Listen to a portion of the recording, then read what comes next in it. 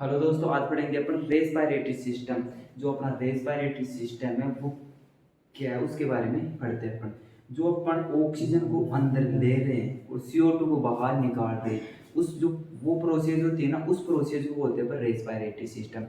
एक मिनट आप समझो, जो O2 है उसको तो अपन अंदर ले रहे हैं और जो CO2 है उसको अपन बाहर निकाल रहे हैं। ये जो प्रोसेस है इसको बोल रहे अपन क्या, रेस्पिरेटरी सिस्टम। और इसके अंदर कौन कौन से ऑर्गन इंक्लूड होते हैं उनके बारे में पढ़ेंगे अपन। अब देखो आप, जो अपन ऑक्सीजन को अंदर ले रहे हैं, जो ऑक्सीजन को अपन अंदर ले रहे हैं उस प्रोसेस या उसको मेडिकल टर्म में अपन क्या बोलते हैं, जो O2 है उसको अपन अंदर ले रहे हैं, जो सांस को अपन ऐसे अंदर लेते हैं उस प्रोसेस को या उसको अपन मेडिकल टर्म के अंदर बोलते हैं इंस्पिरेशन। इंस्पिरेशन उस प्रोसेस को बोलते हैं अपन इंस्पिरेशन, उसको बोलते हैं अपन एक्सपीरेशन। जो अंदर ले रहे उसको बोलते हैं इंस्पिरेशन और जो बाहर निकालते उसको बोलते हैं एक्सपीरेशन।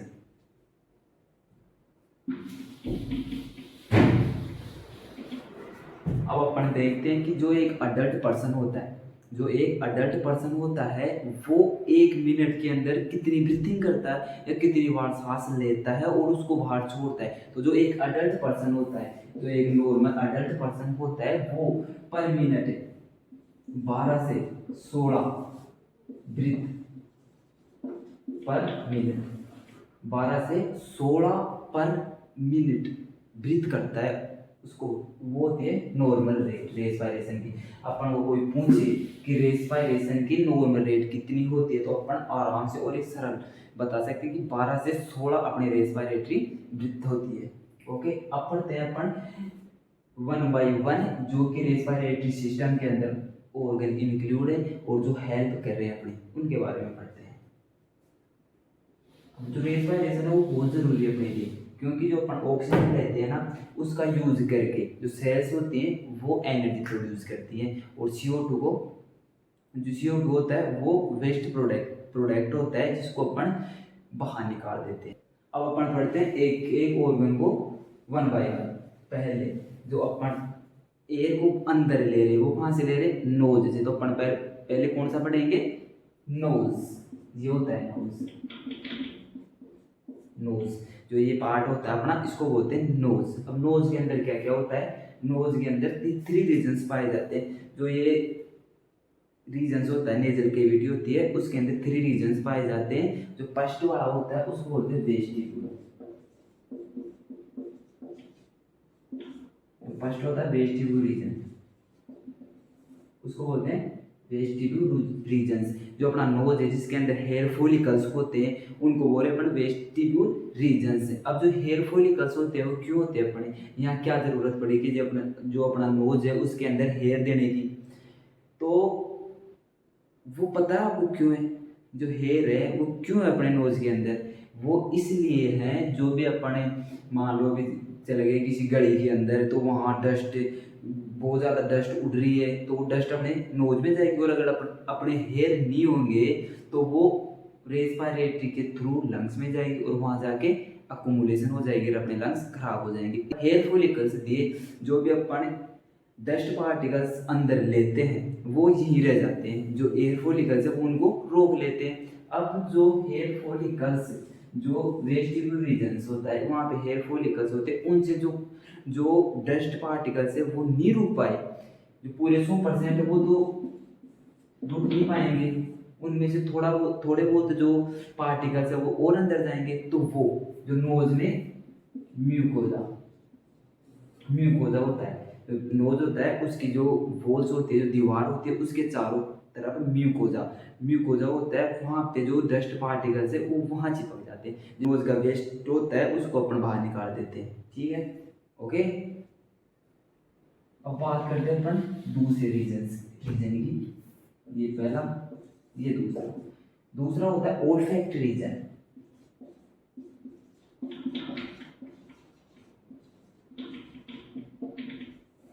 दूसरा रीजन होता है ओल्फैक्टरी रीजन। ओल्फैक्टरी रीजन, इसका नाम ओल्फैक्टरी क्यों पड़ा, क्योंकि ओल्फैक्टरी नर्व होती है जो अपना ओल्फैक्ट जो नोज होता है वहाँ पे ओल्फैक्टिव नर्व एंडिंग से पाई जाती है।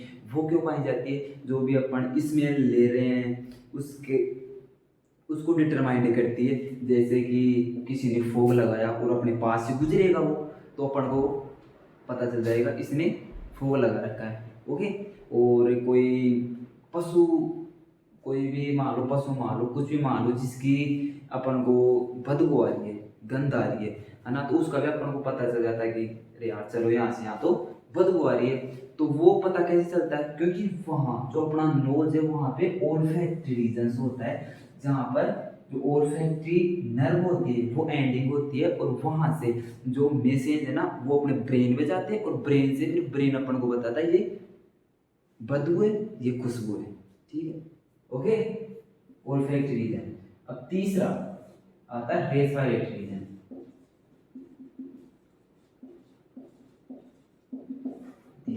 थर्ड वन होता है वो होता है रेस्पिरेटरी रीजन। अब अपन बात करते हैं कि जो नोज होता है, ये नोज है अपना। ओके, यहाँ से एयर एंटर करेगी, यहाँ से जाती हुई ये फेरिंग्स में चली जाएगी। तो ये वाला पार्ट है, इसको बोलते हैं फेरिंग्स।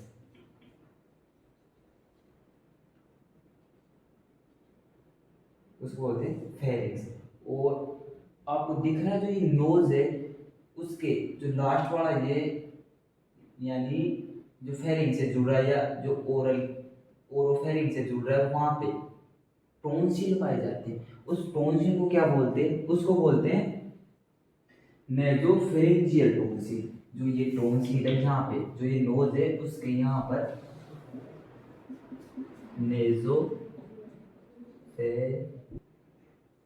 नेजोफेरिंजियल टोंसिल पाया जाता है। जो ये वाला, अब आपको पता है टोंसिल क्या काम करता है? टोंसिल जैसे अपन एयर ले रहे हैं उसके साथ कुछ जो बैक्टीरिया वगैरह होते हैं वो अंदर जाएंगे तो ये टोंसिल क्या करेगा? उनको पकड़ लेगा, पकड़ के वहीं पे किल कर देगा। तो टोंसिल ये काम करता है।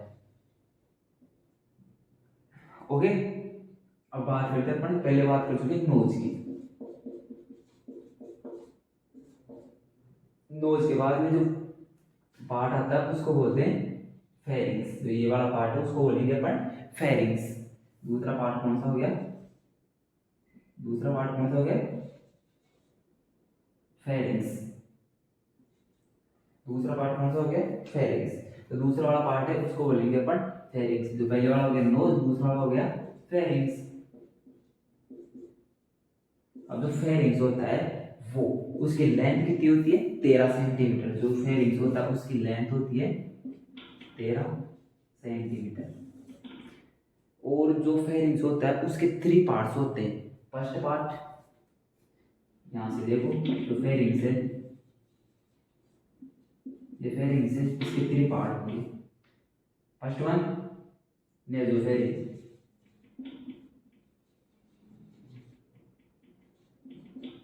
सेकंड वन ओरोफेरिंग्स,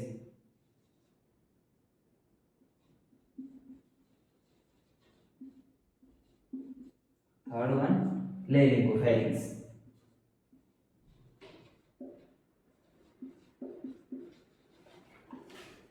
ऐसे जो अपना जो भी अपन ओरल से कुछ खा रहे हैं, मान लो अपन कुछ खाना खाते हैं, कुछ फ्रूट्स खाते हैं, तो उनके साथ में बैक्टीरिया वगैरह अंदर चले जाते हैं, तो उनको पकड़ लेता है कौन? टोंसिल, और वहीं पे किल कर देता है, जिससे अपन को इन्फेक्शन से बच जाते हैं। ओके, अब फेरिंग्स के बाद दूसरा पार्ट हो गया फेरिंग्स। फेरिंग्स के बाद कौन सा पार्ट आएगा? लैरिंग्स। तीसरा पार्ट होता है लैरिंग्स। और जो लैरिंग्स होता है उसके जस्ट ऊपर, यानी जो ओरोफेरिंग्स है वो लैरिंग्स के अंदर बदल। फेरिंग्स होता है उसके 3 पार्ट्स होते हैं। First one नेसोफेरिंग्स, second one oropharynx, और थर्ड वन लैरिंगोफेरिंग्स। अब इनकी लोकेशन बताता हूँ मैं आपको कहाँ पे होता है नेसोफेरिंग्स। जो ये वाला पार्ट है, ये वाला पार्ट है ना, उसको बोलते हैं नेसोफेरिंग्स। और जो ये वाला पार्ट है उसको बोलते हैं ओरोफेरिंग्स। इसको ओरोफेरिंक्स बोलेंगे, और लैरिंगोफेरिंक्स जो लैरिंग्स के जुड़ता है। अब जो लैरिंग्स होता है वो अब जो ओरोफेरिंक्स होता है वहां पे भी एक टोनसिल होता है। एक टोनसिल कहाँ था, नेजोफेरिंक्स के अंदर, और दूसरा ओरोफेरिंक्स के अंदर। जो नेजोफेरिंक्स के अंदर जो टोनसिल था उसको अपन क्या बोल रहे थे, नेजोफेरिंजियल टोनसिल, और एक ओरोफेरिंक्स के अंदर उसको अपन क्या बोलेंगे, उसको बोलेंगे अपन पैलेटिन टोनसिल।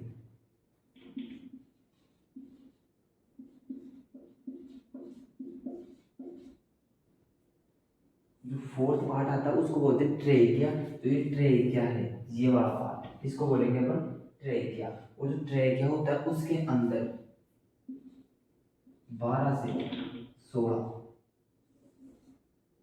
कार्टिलेज रिंग होती है। जो अपना ट्रेकिया होता है उसके अंदर 12 से 16 कार्टिलेज रिंग होती है, जो कि अपना ट्रेकिया है उसको नैरो होने से या उसको सिकुड़ने से प्रिवेंट करती है। ये जो रिंग होती है ये 12 से 16 होती है, और ये जो ट्रेकिया होता है उसको नैरो होने से प्रिवेंट करती है। ओके, अब जो ट्रेकिया अपना वो दो भागों में डिवाइडेड हो जाएगा। ओके, उनको बोलेंगे अपन ब्रोंकाई। जो ये ट्रेकिया है वो दो भागों में डिवाइडेड हो गया, उनको बोले अपन ब्रोंकाई। अब जो ट्रेकिया जहां से जो दो भागों में डिवाइडेड होगा उस वाले पार्ट को बोलेंगे अपन कैरिना, उसको बोलेंगे अपन कैरिना। ओके, अब जो ब्रोंकाई होती है, अब जो ब्रोंकाई होती है वो आगे जाके एल्यूलाई एल्यूलाई बनाती है, जो कि गैस का एक्सचेंज करती है। एल्यूलाई, जो ब्रोंकाई होती है वो आगे जाके एल्यूलाई बनाती है, एल्यूलाई बनाती है जो कि गैस का एक्सचेंज करती है। अब जो गैस का एक्सचेंज होता है वो भी 2 लेवल पे होता है। वो देखो कौन कौन से लेवल पे होता है। जो अब गैस का एक्सचेंज हो रहा है वो 2 लेवल पे हो रहा है। कौन कौन से, पहला होता है एक्सटर्नल रेस्पिरेशन।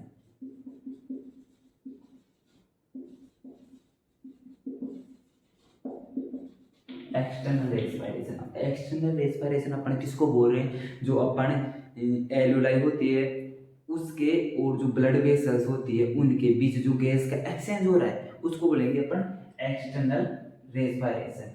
अब एक आता है दूसरे वाला कौन सा आता है, इंटरनल।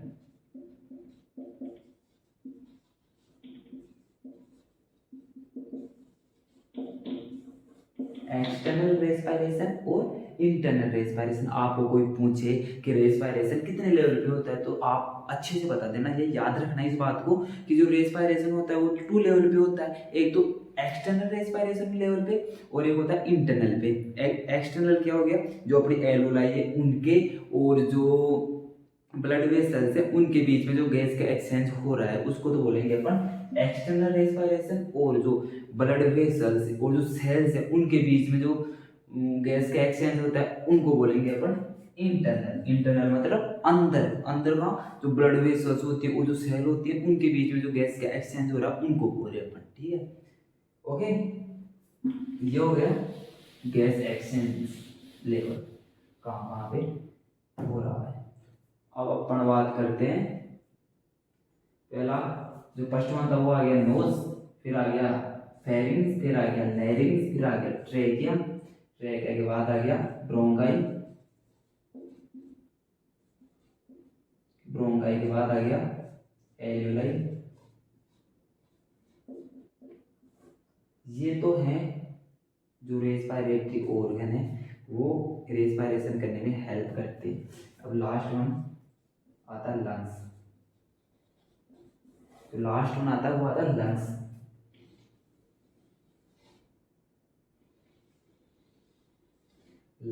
लंग्स है ना वो अपनी बॉडी में 2 होते हैं। ओके, और उनके ऊपर एक प्रोटेक्टिव लेयर होती है, उस प्रोटेक्टिव लेयर को बोलते हैं प्लूरा। जो ये लंग्स होते हैं उनके एक प्रोटेक्टिव लेयर होती है उसको बोलते हैं प्लूरा, उसको बोलते हैं प्लूरा।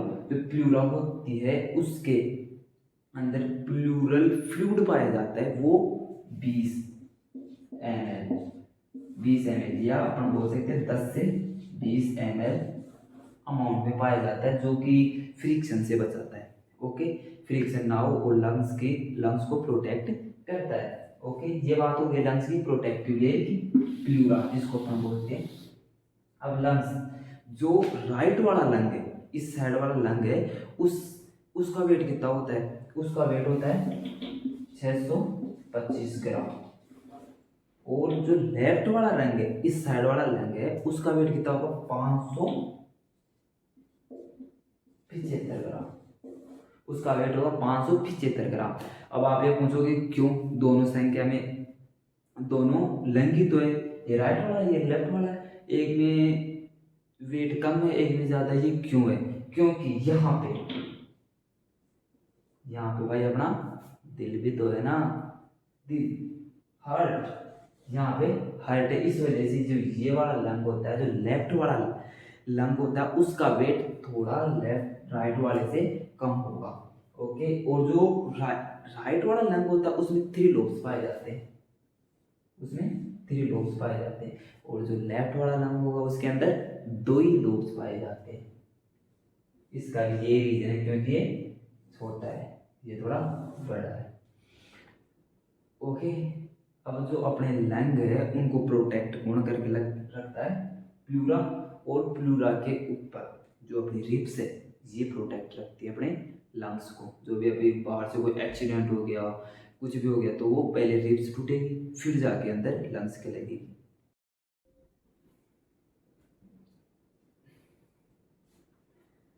जो प्लूरा आता है उसके अंदर अगर फ्लूइड 20 ml से, अभी बताया था ना आपको कि जो प्लूरा आता है, जो प्लूरल स्पेस होता है, प्लूरल फ्लूइड होता है, उसका अमाउंट 10 से 20 ml होता है। अगर 20 ml से ज़्यादा हो गया तो उसको बाहर निकालने के लिए एक प्रोसीजर किया जाता है। उस प्रोसीजर को क्या बोलते हैं?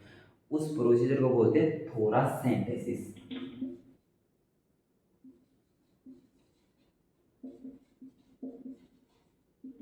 उस प्रोसीजर को बोलते हैं थोरासेंटेसिस। थोरासेंटेसिस होता है और एक होता है पैरासेंटेसिस।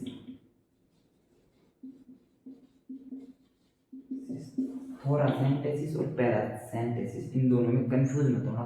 जो पैरा होता है मतलब एब्डोमिनल केविटी, जो एब्डोमिनल केविटी है उसके अंदर अगर फ्लूइड का अकुमुलेशन हो जाता है तो उसको बोलेंगे, जो अकुमुलेशन हो जाता है तो उसको बाहर निकालने की जो प्रोसीजर आता है उसको बोलेंगे, जो प्रोसेस होती है उसको बोलेंगे पैरासेंटेसिस। और थोरेसेंटेसिस जो प्लूरल फ्लूइड को बाहर निकालने के लिए किया जाता है उसको बोलते हैं thoracentesis. Okay,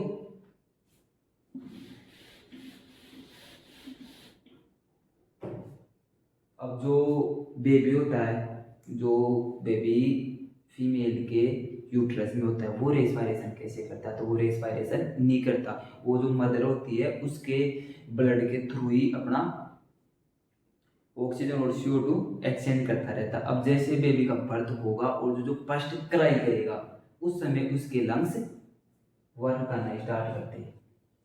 okay, respiratory muscles की, जो रेस्पिरेटरी मसल्स होती है वो क्या क्या काम करती है रेस्पिरेशन के अंदर और कौन कौन सी होती है? तो अपन बात करें रेस्पिरेटरी मसल्स की तो वो 2 होती है, 2 टाइप्स की होती है। एक होती है प्राइमरी या मेन मसल्स होती है, और दूसरी होती है सेकेंडरी या एक्सेसरी मसल्स। अब जो प्राइमरी या मेन मसल्स होगी उसके अंदर भी 2 मसल्स पाई जाती है, जैसे कि एक डायफ्राम और एक इंटरकोस्टल मसल्स, ICM होती है। ओके, और जो सेकंड होती है सेकेंडरी या तो अपन उसको सेकेंडरी बोल सकते हैं या फिर अपन उसको एक्सेसरी मसल्स बोल सकते हैं, जिसके अंदर 3 मसल्स आती हैं। वो कौन कौन सी होती है? एंटीरियर अब्डोमिनल मसल, एक तो होती है जो एंटीरियर अब्डोमिनल मसल होती है वो होती है, और जो सेकंड होती है इंट्रा ओब्लिक, सेकंड वन होती है इंट्रा ओब्लिक, और जो थर्ड वन होती है वो होती है ट्रांस, होती है सेकेंडरी रेस्पिरेटरी मसल्स या एक्सेसरी मसल्स के अंदर। अब बात करता हूँ मेन मसल्स की, जो रेस्पिरेशन के अंदर वर्क करती है, उसकी बात करते हैं। वो होती है डायाफ्राम, मेन मसल डाया, तो मेन मसल्स होती है वो होती है डायाफ्राम। अब डायाफ्राम क्या होता है? डायाफ्राम एक गुंबद या जो मस्कुलर ऑर्गन है, ये मस्कुलर ऑर्गन है जो कि जो थोरेसिस कैविटी और जो एब्डोमिनल कैविटी है उसके बिटवीन या बीच में पाया जाता है, जो कि इनको डिवाइड करता है कि थोरेसिस कैविटी है और ये एब्डोमिनल कैविटी है। अब जो ये डायाफ्राम होता है ना, ये 70% वर्क करता है रेस्पिरेशन के अंदर। ओके, जैसे आपने देखा होगा कि कोई आया और आपने देखा होगा किसी के झगड़ा हो गया, किसी ने एक लगाया हाथ से और यहाँ पेट के यहाँ जो थोरेसिस कैविटी और एब्डोमिनल कैविटी उसके बीच के अंदर यहाँ मार दिया, और वो व्यक्ति धीरे धीरे, ना उसके कोई ब्लीडिंग होगी ना कोई हाथ पैर टूटेंगे, वो थोड़ी देर के अंदर ही किल हो जाएगा या उसकी मृत्यु हो सकती है, क्योंकि अगर डायाफ्राम के अंदर ट्रॉमा हो गया तो वो आदमी रेस्पिरेशन नहीं ले पाएगा। ओके, इसलिए diaphragm main organ, main muscles है रेस्पिरेटरी सिस्टम की। अब जो डायफ्राम आता है उसके अंदर 3 ओपनिंग्स होती है। जो फर्स्ट वन होती है अओर्टा, सेकंड वन होती है ईसोफेगस और थर्ड वन होती है वीना केवा। जो वीना केवा होती है उसके अंदर से कौन कौन सी जाती है?